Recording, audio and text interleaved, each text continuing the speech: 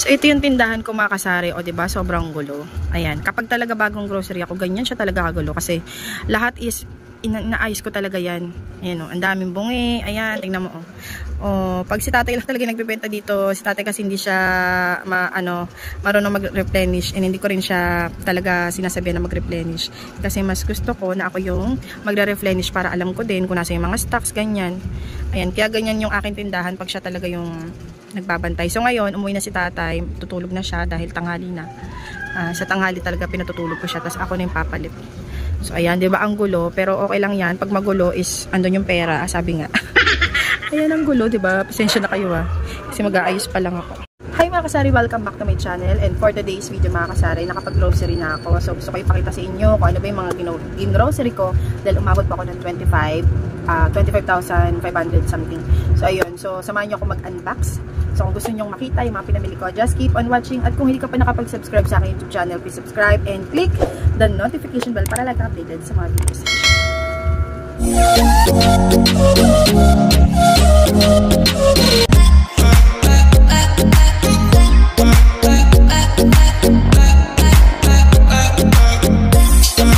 Okay, let's start mga kasari. Bale, ang boxes na pinabili ko kagabi is nasa 11 boxes siya. So, ganun siya kadami. Pero alam niyo dati, nung unang-una, nung bago-bago pa lang ako mag-sari-sari store, yung 10,000 is 10 boxes na yun noon kasi mura pa yung mga bilihin. Pero ngayon, imagine 25k, 11 boxes lang. And iba dun mga chicheria pa. So, di ba? Konti na lang talaga yung mapapamili mo.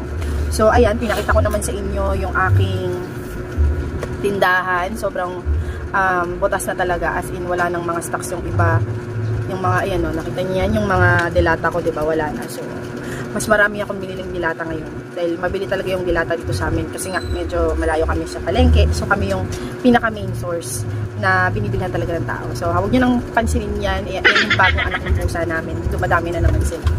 So ayan, ito yung unang box na ano ko sa inyo. Mga non-food pala ito mga kasari. So, those days, ayan, ito kasi mabili talaga to sa amin those days. Mas preferred sila dito kaysa sa Modest, Whisper. Mas okay to kasi mura na, tsaka, ayan, mabibili nila na isang balot. Benta ko nito is nasa 16 pesos isang balot. Ayan, tapos, ito yung mga ganito. Ayan, ito oh, nakakatuwa kasi si Downy is meron pa rin siyang pa-promo. Nakalagay 6 get 1 free. Ayan, so ganito yung mga binibili ko. Pag pupunta ako sa grocery mga kasari, inuuna ko talaga yung mga promo section kasi doon tayo mas kikita ng malaki sa mga promo section. Katulad nito. Ito, laki na talaga dito nakita mo kasi meron na siyang 4 pieces na free. Ayan. Tapos nagkataon pa na mas mabenta tong chicken sa akin. So, dalawa na po yung kinuha ko. Ayan. Pero yung pork nila, wala. Regular lang. Wala siyang pa-free. Ayan. Minsan lang magkaroon ng free si Northwoods. Kaya, yun. Ewan ko lang sa inyo kung meron dito. So, ayan. Tapos, eto. Oh, meron din pa free si Colgate, hindi siya magpapahuli. Nakalagay dito, buy 23, get 1 free. Ayan. So, malaking bagay na yung isang free na yun kasi ang bentahan ko nito is 10 pesos per piece. So, di ba, may 10 pesos agad ako. Tapos, iba pa yung tutubuin mo doon sa per piece nito. Ayan, bali, dalawa siyang bundle. And super mabenta nito sa akin yung red. Parang ito lang yung kilala nilang kulay ng Colgate. Tapos, ito, ayan o. Si Palmolive is hindi naman talaga siya nawawala ng pa-promo. Lagi siyang may free na isa. Ito, si Speed. Ito rin. Buy 6, may free ka na isa. Si Speed. Ako naman, pag hindi masyadong mabenta yung mga powder ko, siyempre, naglalaban naman tayo. Ginagamit ko. So, hindi pa rin sayang yung pagbili. Tapos, Speed. 8 plus 1. So, ito yung malaking, nila, jumbo bar. O, diba? Meron ka ng free. Usually, ginagamit ko yung isang free or binibenta ko siya. Ganun ko siya gamitin. So, minsan, mas, kasi ako lumaki ako na yung panghugas namin ng plato is, lumaki kami sa ganitong bar. Tapos, meron pang isa pang liquid soap. Ayan, kasi, mas mabula kasi pag may ganito. So, normally talaga, yung isa nito, ginagamit ko siya panghugas or panglaba. Ganun. So, diba, nakakatipid ka na, nagagamit mo yung mga free or pwede mo siyang ibenta. So, ayun yung laman ng non-food natin. Those days, Amazon rocks, mga ganyan. Tapos, dito sa second box, mga kasari, bumili rin ako ng, ayan, Alaska sa sachet. Ito, wala tong free. Ayan, pero mas makakatipid si customer dito kasi per sachet na siya. Ang bentahan ko nito 7 pesos. So, super mabili to. Ewan ko, minsan sabi nila, ginagawa nilang palaman. And itong Bear Brand. Actually, bumibili ako ng per box nito. Pero this time, bumili lang ako ng ilang piraso. Kasi hindi pa kami makapunta dun sa isang supplier, sa isang bilihan talaga ng ganito. Magkaiba kasi yun. Pag may bili kami ng wholesale, sa ibang grocery kami bumibili. So, ayan. Kaya ilang piraso lang muna yung binili ko. Pero super mabenta nito sa akin. Tsaka itong birch tree. Ayan. Tapos, ito, nakakatuwa to kasi, ayan, meron na siyang, para siyang extra big. Para siyang si Payless. Malaki na yung version niya. So, ayan. Yun lang. Puro noodles ng mga kasari. Beef. Ayan. Tapos, itong foamy beef. Ako, pag nag-wholesale ako, pag bumibila ako sa wholesaler namin, bumibila ako ng per box talaga ng mga noodles. Pero dahil sa malapit nang maubos yung mga noodles ko doon, so sabi ko nga sa inyo, iba kasi minibilhan ng per box. Kaya bumibili muna ako ng 20 pieces na ganito, 10 pieces na ganito, so ganun. Ganun muna, para pang muna, para may maibenta ka dito. Sayang naman kasi kung hintayin mo pang makapunta ka dito sa bilihan mo, tapos wala kang maibenta kayo. So ayun, kahit pa ilan-ilan, bili ka muna. Tapos, eto naman, so, normally, ang binibili ko nito yung, meron silang pa-free, pero this time walang pa-free si Datu na soy sauce. Ang meron lang pa-free is yung maliit nitong version. Ay, mas makakatipid ka kasi doon, tsaka kikita ka din kasi meron siyang pa-free na isa. Ayan, tapos ito, ganyan. Yes, cafe, ito mabenta ko sa akin, malaking to. Mas gusto nila to, parang mas mabenta to kaysa sa 25 grams.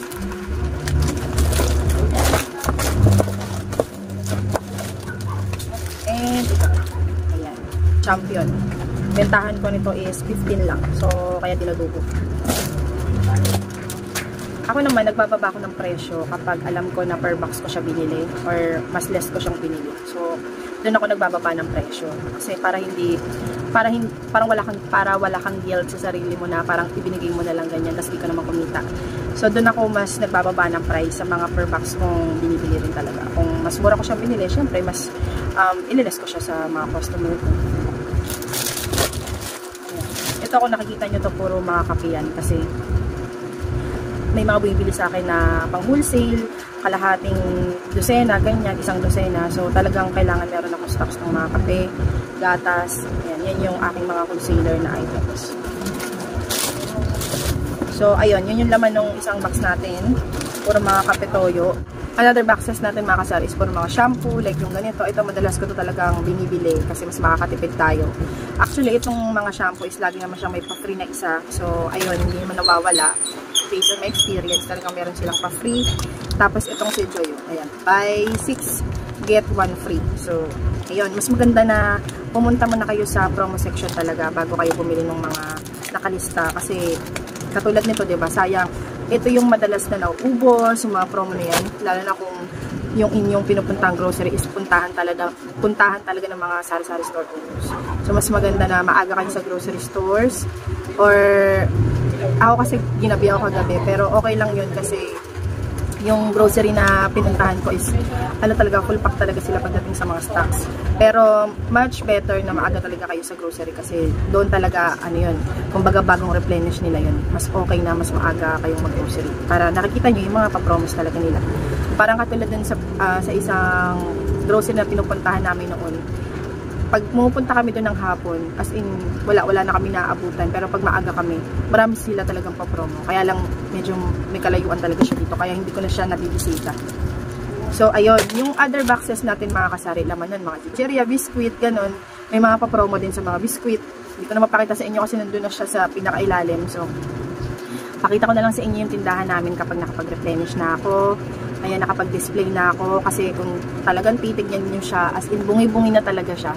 Ang pinaka masarap sa feeling ng isang store owner talaga is yung makitang puno yung tindahan. Parang panatag ka na, alam mo yun, na meron papasok na income sa'yo kasi puno yung tindahan mo.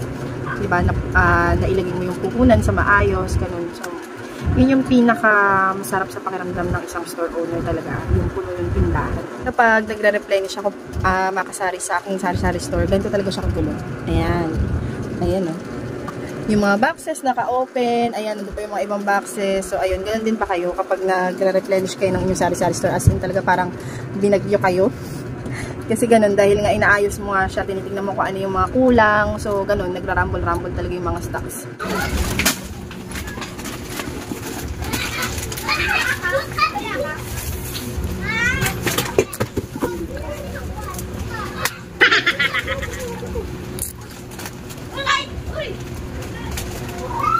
So, ito nga mga kasari. Start na kami ng pagdi-display.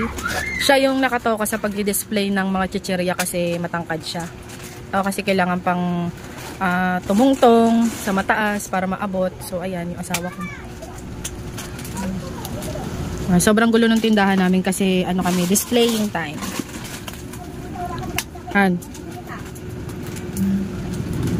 So, ito nga mga kasari. Ayan, na-display ko na yung iba.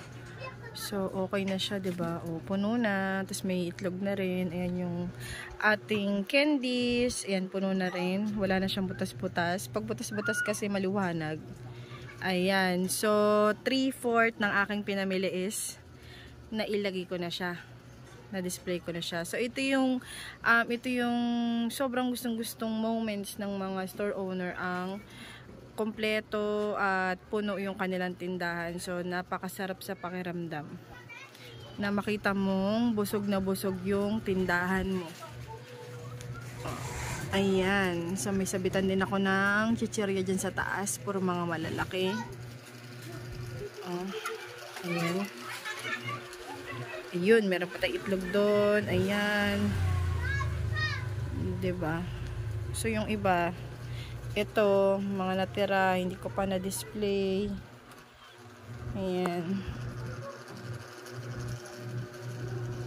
Nakakatuwa lang.